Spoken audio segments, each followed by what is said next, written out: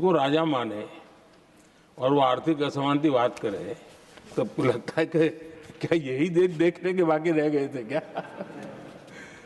आदरणीय सभापति जी, हमारे टीएमसी के साथियों ने काफी कुछ कहा। जरा खुद तो अपने गरेबा में देखें। निर्मम सरकार पतन के जितने भी पैरामीटर्स हैं उन सब पैरामीटर्स में नए नए रिकॉर्ड बनाते जा रहे हैं और यहां उपदेश दे रहे हैं। क्या हाल करके रखा हुआ है। ऐसी निर्मम सरकार से वहां के लोगों का भविष्य अंधकार के अंदर डूब रहा है, लेकिन इनको कोई परवाह नहीं है। सत्ता सुख के सिवाय कोई आकांक्षा नहीं है और वे यहां उपदेश देते हैं। घुसपैठ, दुनिया का समृद्ध से समृद्ध देश भी अपने यहां गैर कानूनी नागरिकों को बाहर निकाल रहा है। हमारे देश में घुसपैठियों को बचाने के लिए अदालतों को तब तक प्रेशर पैदा किया जा रहा है। मेरे देश का नौजवान कैसे ऐसे लोगों को माफ करेगा जो घुसपैठियों की वकालत करने के लिए ताकत लगा रहे हैं। और घुसपैठिए मेरे देश के नौजवानों के हक छीन रहे हैं, उनकी रोजी रोटी छीन रहे हैं, आदिवासियों की जमीन छीन रहे हैं।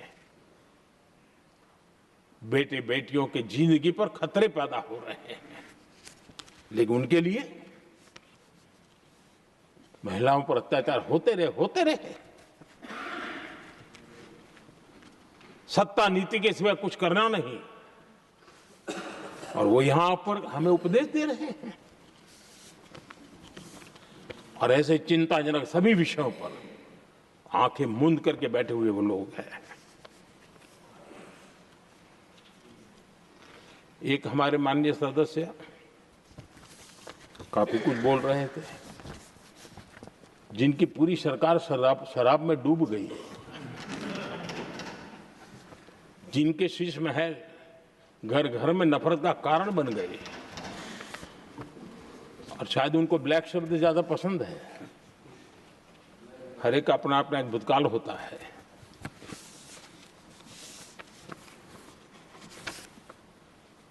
पता नहीं ब्लैक के साथ उनका क्या पुराना रिश्ता है। आदरणीय सभापति जी, ऐसे सभी साथियों से मैं आज जरूर कहूंगा, तुम कितना दुनिया को धोखा दोगे, तुम कितना दुनिया को धोखा दोगे। आईना देख लिया तो अपनी सच्चाई कहां छिपाओगे।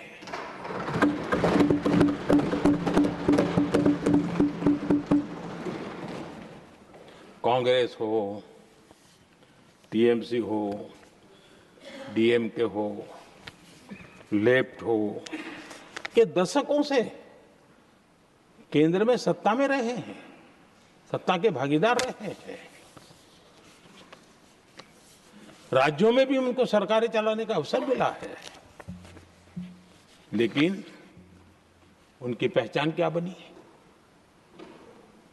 आज डील की चर्चा होती है तो गौरव से कहते हैं, तब डील की चर्चा होती थी तो बॉफोर्स डील याद आता था। ये डील होते थे।